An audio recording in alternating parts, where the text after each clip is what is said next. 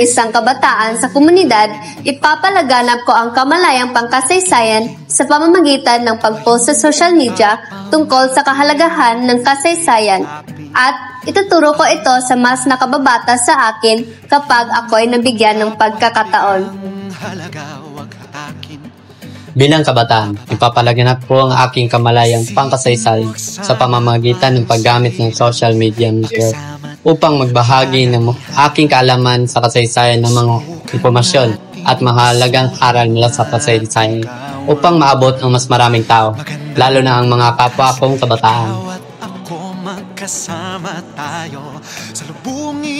Bilang kabataan, gagamitin ko ang social media upang magbahagi ng mga impormasyon at kwento tungkol sa kasaysayan ng komunidad na nagbibigay ng akses sa mas maraming tao at magpalaganap ng kaalaman at ibahagi kung ano ang aking natutunan tungkol sa mga makasaysayang lugar at pangyayari sa iba upang maipakita ang kanilang kahalagahan sa bansa.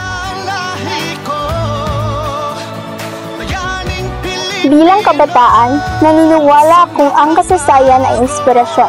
Ipalalaganap ko ang kamalayang pangkasaysayan sa pamamagitan ng aktibong paglahok sa mga lokal na inisyatibo at sa mga simpleng paraan para mas maunawan ng mga kapwa ko kabataan ang ating nakaraan.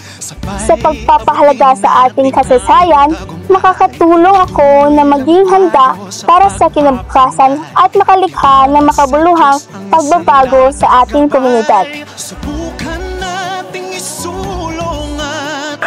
Bilang kabataan, may papalaganap ko ang kamalayang pangkasaysayan sa aking komunidad sa pamamagitan ng simpleng pagbabahagi ng mga natutunan ko tungkol sa ating kasaysayan, pakikilahok sa mga selebrasyon na may kinalaman sa kasaysayan at pag-aanyaya sa mga kaibigan at pamilya na maging interesado rin dito.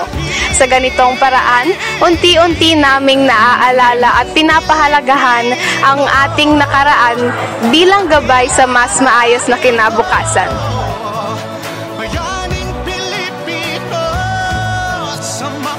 Bilang kabataan, babasahin at ibabahagi ko ang mga kwento ng ating mga bayani upang muling buhayin ang diwa ng pagmamahal sa bayan at ipaalala sa aking kapwa na ang kasaysayan ay susi sa ating pagkakakilanlan at kinabukasan.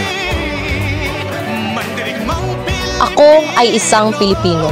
Bilang kabataan ng kasalukuyan, ang aking maaambag sa kamalayang pangkasaysayan ng ating bayan ay ang pagpapalaganap ng tamang impormasyon ukol sa ating kalikasan.